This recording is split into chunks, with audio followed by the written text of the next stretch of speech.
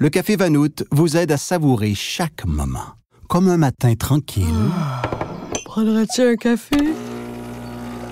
Une fin de semaine corsée. Prendrais-tu un café? Une soirée veloutée. Prendrais-tu un café? Ou un après-midi de rafraîchissement décadent. Prendrais-tu un autre café glacé? Un goût riche et savoureux vous attend avec Vanout. Vivre la saveur.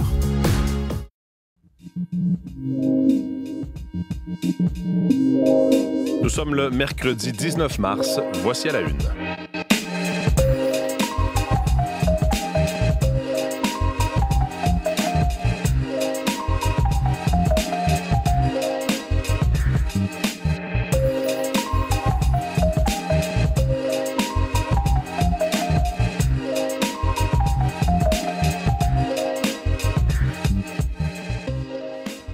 Bonjour, bon mercredi, bienvenue à l'émission. Mathieu Bellumeur au microphone. Merci d'être des nôtres encore une fois ce matin. Content de vous retrouver. J'espère que vous allez bien. Alors aujourd'hui, entre autres choses dans l'actualité, il sera question de certains détails qui ont filtré sur un projet de loi qui sera présenté demain par le ministre de l'Éducation du Québec, Bernard Drinville, entourant la laïcité dans les écoles. Il y aura des changements, des modifications qui seront apportées à ce qui est en place. Jean-Philippe Robillard sera avec nous pour nous en parler un peu plus tard. On va sinon parler avec Vincent Maisonneuve, que je retrouve tout de suite à mes côtés. Bonjour Vincent. Bonjour Mathieu. De SACLIC, ce fiasco, ça a entraîné d'abord des coûts supplémentaires, beaucoup de problèmes à la Société de l'assurance automobile du Québec, à tel point qu'il y a eu des pressions pour qu'il y ait une enquête publique. Enquête publique, il y aura, mais là, la nomination du commissaire fait des vagues. Exactement, parce que la décision de mener une enquête publique, ça va dans le sens de ce que demandait l'opposition. Une enquête publique qui n'aura pas beaucoup de temps, 6 mois pour remettre son rapport. Ça aussi, c'est ce que demandait l'opposition, mais le choix du juge Galland crée un certain malaise. Le juge Galland, c'est un ancien procureur vedette de la commission Charbonneau, tout comme la ministre qui est responsable, en fait, la présidente du Conseil du Trésor, Sonia Lebel. Et cette proximité-là crée un malaise aux yeux de l'opposition, ce qui a fait réagir le premier ministre. On s'en parle tout à l'heure. Parfait, réaction qu'on va vous faire entendre un peu plus tard. Sinon, commençons avec les prévisions de la météo. Véronique Mirand, bonjour. Bonjour Mathieu. Oh, ça va être la belle journée de la semaine, en tout cas dans plusieurs régions. Oui, ça Soleil sent bien. et chaleur. Temps plus doux, Temps plus doux. Ouais. Oui, je dis temps plus doux parce qu'il y a un petit nord-est, là, des fois, à Québec, surtout, là, les gens de Québec, on n'atteindra pas plus que 4 degrés aujourd'hui. On ne peut pas parler de chaleur. Non, mais au sud, 13 à 15. Quand même. Agréable. Ça, c'est une belle douceur en cours d'après-midi, surtout parce que là, pour l'instant, les températures sont près de zéro ce matin, légèrement en dessous en secteur montagneux. Alors, un ciel en mélange soleil-nuage, du beau temps, des températures qui ne redescendront pas beaucoup la nuit prochaine, les minimums qui resteront entre 5 et 7 degrés. Demain, jeudi, le printemps officiellement, 5h01, demain matin, 20 mars, on y sera. Ce sera encore assez variable tôt le matin et plus nuageux en après-midi. Les gens des Laurentides, l'Outaouais, verront peut-être quelques petites averses en après-midi. Sinon, c'est surtout dans la soirée de jeudi à vendredi, là où on aura un mélange de pluie qui finira par se changer éventuellement en neige en fin de nuit, une neige mouillée. Pour Montréal, pour l'Outaouais, on aura des précipitations surtout vendredi matin, mais l'Estrie, Québec, avant que la transition se fasse, c'est surtout vendredi après-midi qu'il y aura de la neige mouillée dans ces secteurs-là. Pour ce qui est des températures, demain, on demeure avec du 13 à 15 degrés au thermomètre, 8 pour Québec, et vendredi, on sera plus près de 4, 5 degrés, 0, 2 degrés vers l'Estrie et Québec. Le week-end, pas si mal derrière tout ça. Près de la barre du 10 samedi, un petit peu plus froid pour la journée de dimanche, mais dans l'ensemble, rien d'inquiétant. On parlait de neige mouillée vendredi sur le sud du Québec. Bien, de la neige, il y en aura du côté de l'Abitibi et dès ce soir. Donc, surtout les régions nord-ouest, là, je pense aux gens de Rouen plus, 10-15 cm possible. Neige lourde, collante, mais quand même, Val-d'Or, on aura plus un mélange de pluie là-dedans. Ça commencera tranquillement tout ça là, en cours d'après-midi. 3, c'est le maximum aujourd'hui, 0 la nuit prochaine. Alors, vous voyez que c'est très, très limite là, comme température. Vers le Saguenay, le lac Saint-Jean, un peu de neige aussi aujourd'hui, 1 centimètre ou 2, fondant. Le maximum, c'est autour de 2. Il fera 1 vers le Bas-Saint-Laurent, 2 en Gaspésie, moins 1 sur la Côte-Nord, un ciel variable dans l'ensemble. Du beau temps pour la journée de demain, des températures plus douces aussi. En territoire ontarien, c'est la grande douceur sur le sud, 16 à 19 degrés. Toronto, Windsor, on y va avec du beau temps à Ottawa aussi, 15 à 17 pour aujourd'hui. Plus complexe sur la portion nord, mélange pluie verglaçante possible vers Sudbury au cours de la soirée et de la nuit prochaine. Et pour ce qui est de l'ouest, c'est un petit peu de pluie du côté de Vancouver, principalement à partir de la mi-journée. C'est assez venteux. Beau temps dans les prairies. Edmonton, Calgary, 5 à 9 degrés aujourd'hui. Regina, c'est sûr que c'est plus froid. Moins 17 ce matin. Il fera moins 2 cet après-midi, mais sous le soleil. Et ça se dégagera sur le sud du Manitoba aussi. Les températures frôlent le point de congélation aujourd'hui. Merci, Véronique. Bonne journée. Bonne journée. Maintenant, parlons sport. Suzuki reçoit la rondelle à Gallagher.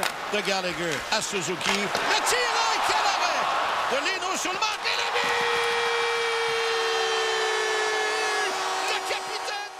Olivier Pellerin se joint à nous. Bonjour, Olivier. Bonjour. Alors, oui, grosse victoire du Canadien hier contre les Sénateurs d'Ottawa, 6-3.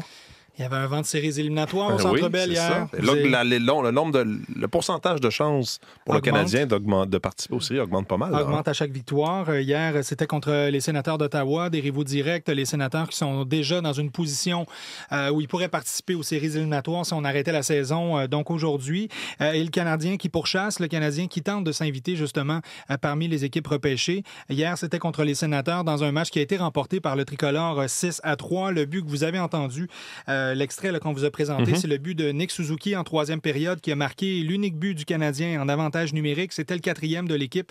Ça s'avérera être le but gagnant dans une rencontre qui a été marquée par les joueurs de soutien hier. On a beaucoup parlé du premier trio qui était la dynamo de cette équipe au cours des derniers matchs, mais en fait, tout au long de la saison, là, ce sont eux qui ont marqué les principaux buts pour le Canadien. Mais hier, les joueurs de soutien, lorsqu'on regarde la feuille de pointage, là, vous avez Brendan Gallagher qui a 1 but, 2 passes hier.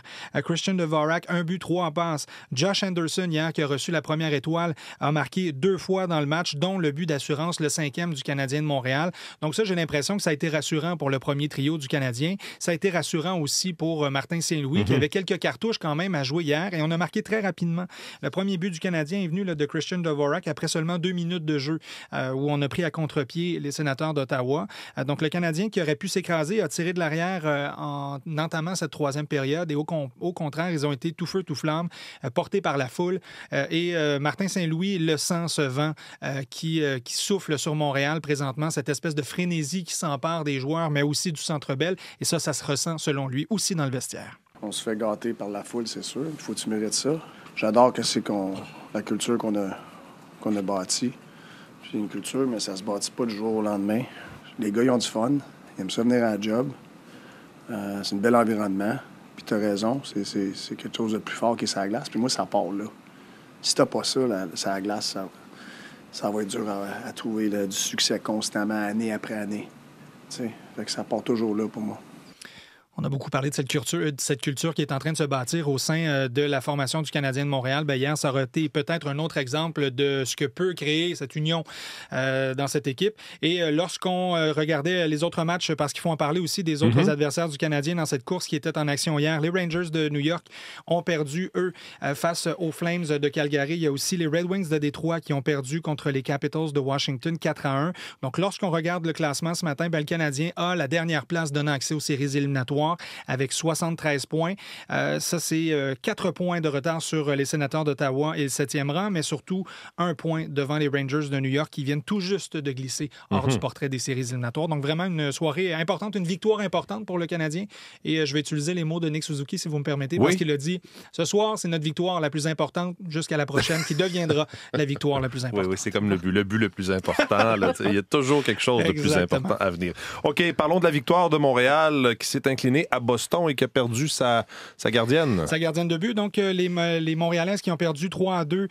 Donc, en tir de barrage hier face à Boston. Et effectivement, Anne-Renée Desbiens, qui a été blessée en deuxième période, a dû quitter le match. C'est Len Chouli qui est venu en relève. Ça a été un autre match très serré pour la victoire face à Boston. Boston qui est au 2e rang, maintenant à 5 points seulement de la victoire de Montréal. On sent que c'est difficile d'aller chercher des victoires franches pour la victoire. Peut-être une petite perte de vitesse avec l'approche de cette fin de saison. Les reste seulement 6 matchs à cette saison régulière. Et donc, pour l'instant, oui, la victoire demeure en position. Pardon, et on est allé chercher un point hier, mais ça pourrait être une coûteuse défaite parce qu'Anne Redé Desbiens, on dit que la blessure pourrait être sérieuse, peut-être blessure au genou. On aura une mise à jour dans ce dossier au cours des prochaines heures. C'est jamais bon pour un gardien ou une gardienne d'être blessé au genou. Merci beaucoup, Olivier. Bonne journée. Au revoir.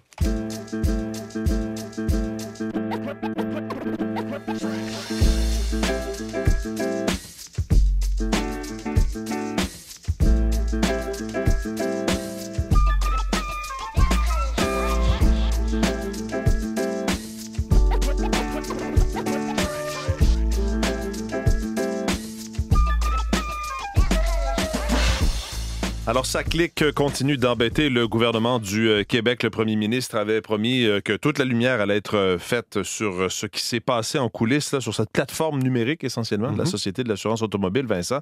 Et là, on a donc décidé d'aller de l'avant avec une enquête publique, mais le choix du commissaire Denis Galland, qui est un juge à la Cour municipale, ça fait pas l'affaire. On parle beaucoup de sa proximité avec la présidente du Conseil du Trésor, Sonia Lebel. Ces deux-là étaient collègues lors de la commission Charbonneau. Oui, les deux étaient procureurs de la commission. En fait, c'est lors des travaux de la commission Charbonneau sur l'octroi et la gestion des contrats publics dans l'industrie de la construction que le public québécois a fait la connaissance des deux avocats.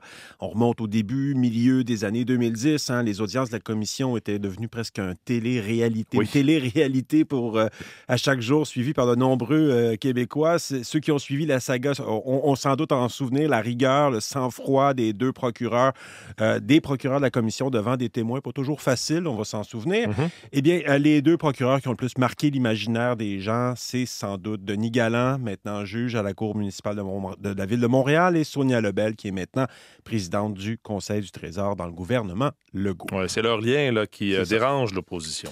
Oui, et personne, je peux vous dire, à l'Assemblée nationale ne remet en doute la crédibilité, l'impartialité, la compétence du juge Galland, mais autant du côté du Parti libéral du Québec que du côté du Parti québécois, les chefs soulignent que l'actuelle présidente du Conseil du Trésor, Sonia Lebel, pourrait être appelée à témoigner sur les décisions qui ont été prises dans le dossier SACLIC. Donc, penser qu'elle puisse témoigner alors que c'est son ancien collègue de la commission Charbonneau qui préside l'enquête, ça crée un malaise. Vous allez entendre le chef libéral par intérim, Marc Tanguay, suivi du chef du Parti québécois, Paul Saint-Pierre Plamondon.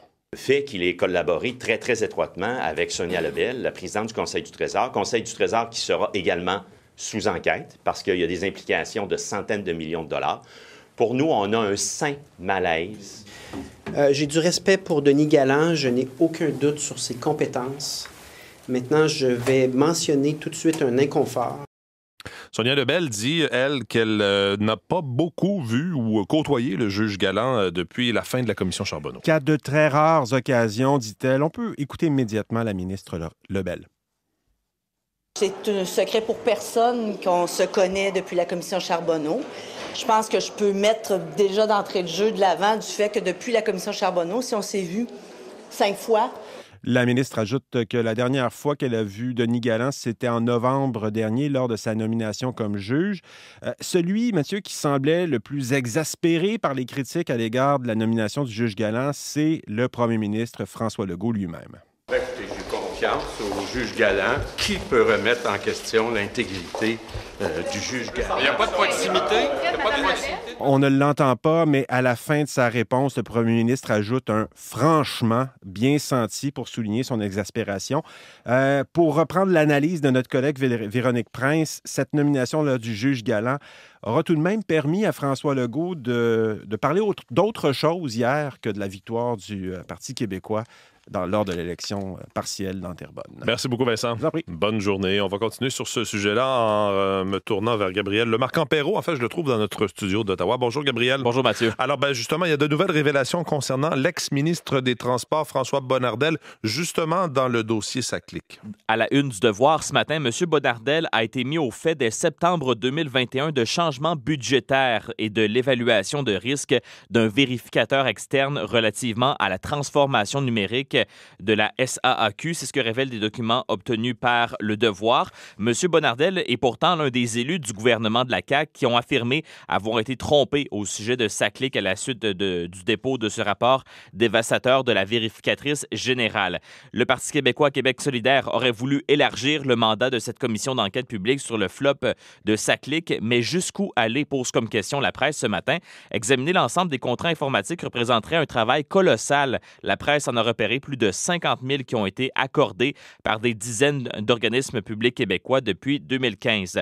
D'ailleurs, parlant de contrats, dans le Soleil ce matin, la SAAQ a lancé à la fin de 2024 un appel d'offres pour la conception et la production d'une campagne de promotion de SACLIC. Donc, la SAAQ est prête à dépenser jusqu'à 4 millions de dollars afin de mousser la popularité de sa controversée plateforme. Le contrat qui n'est pas encore octroyé devrait s'échelonner sur 3 ans entre mai 2025 et 2028. Le Journal de Montréal, à sa une de ce matin, poursuit donc ses révélations, les réactions à son enquête sur les dépenses de voyage de la présidente de l'Assemblée nationale, Nathalie Roy. Madame Roy refuse de divulguer ses factures de dépenses, titre le Journal de Montréal ce matin. Elle se dit menottée par des règles qui ne prévoient pas autant de transparence. Le journal rappelle cette escapade en Australie l'automne dernier qui a coûté plus de 65 000 $ aux contribuables québécois. Impossible toutefois d'avoir le détail précis de l'argent public dépensé. La présidente hier qui s'est portée à la défense de cette responsabilité de représenter l'Assemblée nationale sur la scène internationale. Et puis, dans sa chronique ce matin dans les pages du Journal de Montréal, Rémi Nadeau, il dit pour rompre avec l'opulence et les cachotteries du président libéral Jacques Chagnon, François Paradis avait fourni l'ensemble de ses factures. Le président caquiste montrait l'exemple. En accédant à la présidence, Nathalie Roy devait faire de même, écrit Rémi Nadeau. C'était donc navrant hier de la voir se réfugier derrière des règles de divulgation très sommaires. En une de la Presse Plus de ce matin, c'est une faille de sécurité importante et ça a un lien avec l'ancien premier ministre Justin Trudeau et à la limite, entre guillemets, son hygiène de vie, c'est-à-dire le jogging qu'il fait. Exactement. Oui, la course à pied. La course à pied, oui. On donne l'exemple En fait, on parle d'un résident d'Ottawa qui a publié ses courses sur l'application Strava, une application qui enregistre les performances sportives, permet de les publier. Un peu le même principe qu'un réseau social. Le hic, c'est que ce résident fait partie du PPPM. Voilà, donc le peloton de protection du premier ministre du Canada. Donc, des dizaines de parcours que le garde du corps a diffusés depuis bientôt 4 ans révèlent les endroits précis où Justin Trudeau a probablement résidé lors de ses voyages à l'étranger. Un expert en cybersécurité dit en entrevue avec la presse que c'est un risque évident là, pour la sécurité du premier ministre. La presse a identifié près de 50 trajets diffusés sur Strava par ce garde du corps du premier ministre. Effectivement, ça expose un peu les endroits où il pouvait résider ou les endroits qu'il pouvait fréquenter. Parlez-moi des libéraux en terminant de Mark Carney en avance dans un nouveau sondage. C'est un sondage publié à la une du National Post ce matin. Les libéraux qui devancent les conservateurs de 3 points de pourcentage. Le sondage léger National Post indique que 42 % des Canadiens ont l'intention de voter pour les libéraux de Mark Carney contre 39 % pour les conservateurs de Pierre Poilievre. C'est la première fois depuis l'année 2023 que les libéraux devancent les conservateurs dans les sondages, mais il y a un éléphant dans la pièce, Mathieu. 28 % des répondants disent qu'ils n'en savent pas assez sur Mark Carney pour avoir une opinion sur lui, comparativement à seulement 12 % pour M. Poilievre. Sondage qui a été réalisé en ligne entre le 14 et le 16 mars, donc après la sermentation de Mark Carney auprès de 1568 personnes. Merci, Gabriel. Bonne journée. Bonne journée, à demain.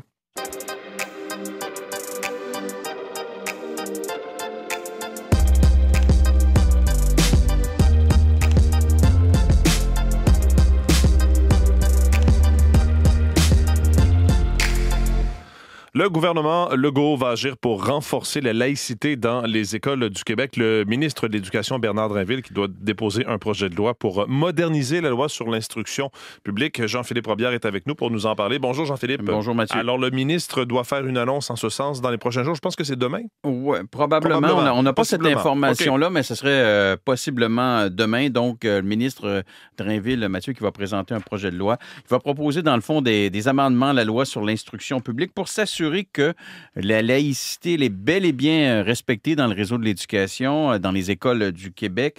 C'est ce qu'a fait savoir hier le ministre dans une vidéo qu'il a publiée sur le réseau social X.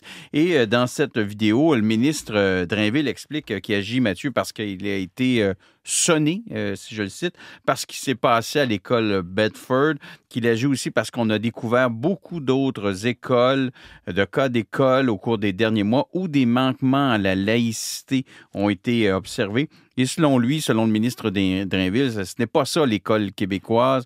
Pour lui, l'école québécoise doit être laïque. Alors, je vous invite à écouter un extrait de la vidéo qu'il a publiée et qui explique également là, pourquoi il y a de la musique là.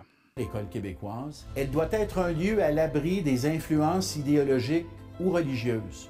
L'école québécoise, ça doit être un lieu où on inculque à nos élèves que les filles sont l'égale des garçons, que l'égalité homme-femme est une valeur fondamentale, non négociable.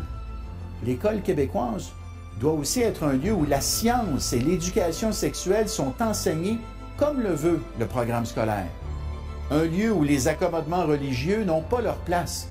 Le ministre Bernard Drainville, donc, dans cette vidéo promotionnelle, on pourrait peut-être la qualifier comme ça, publiée sur X. Et c'est ce qui a motivé, donc, le ministre Drainville à apporter des modifications à la loi sur l'instruction publique. Oui, avec son projet de loi, Mathieu, le ministre Drainville veut s'attaquer à 3 enjeux. On l'a entendu dans l'extrait, la laïcité, bien sûr, dans le réseau scolaire, l'égalité homme-femme, de même que la qualité de l'éducation. Dans le fond, le gouvernement ne veut plus que des cas comme ce que l'on a vu à l'école Bedford, ça se reproduise. Oui, effectivement. Ou en octobre, on s'en souvient, le ministre Drainville a ordonné la tenue d'une enquête sur un groupe d'enseignants de cette école de Montréal qui faisait régner un climat toxique de peur et d'intimidation au sein de l'établissement. Selon le rapport, il y a un climat toxique, effectivement, qui régnait dans cette école où les attitudes d'un clan d'enseignants, eh bien, ça soulevait des préoccupations. Les enquêteurs ont également constaté sur le terrain qu'il y avait un climat de peur, qu'il y avait de l'intimidation qui avait été instaurée là, par un groupe d'enseignants. Et par la suite, justement, il y a 11 enseignantes là, qui ont été suspendus. Et c'est également dans la foulée de cette enquête-là, Mathieu, dans les révélations qui ont été faites, là, qu'il y a des vérifications qui ont été ordonnées, là, qui ont été effectuées dans 17 écoles du Québec concernant justement le respect de la loi sur la laïcité de l'État. Et en lien justement avec les vérifications qui ont été effectuées dans ces 17 écoles-là, il y a un rapport là, qui devait être remis ou qui doit être remis là, prochainement au gouvernement du Québec. Là. Et donc, à suivre pour ces modifications législatives, on verra si c'est effectivement dans les prochains jours. Merci beaucoup, Jean-Philippe. Merci, au revoir. Bonne journée.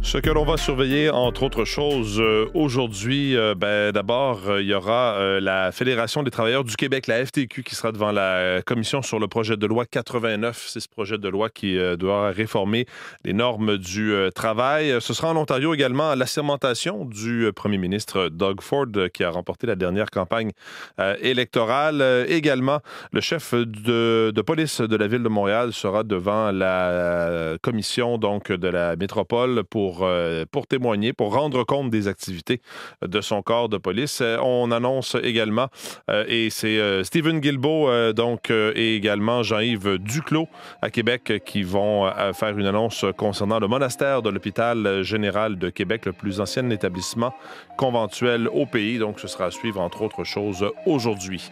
Voilà pour cette édition d'À la Une. Vos équipes du matin vont prendre le relais dans les prochaines secondes. Quant à moi, je vous retrouve dans les radios-journaux. Bonne journée, bon mercredi.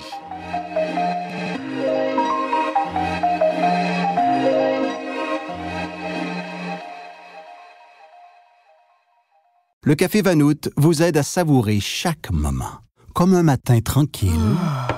Prendrais-tu un café? Une fin de semaine corsée. Prendrais-tu un café? Une soirée veloutée. Prendrais-tu un café? ou un après-midi de rafraîchissement décadent. Prendrais-tu un autre café glacé? Un goût riche et savoureux vous attend avec Vanout. Vivre la saveur.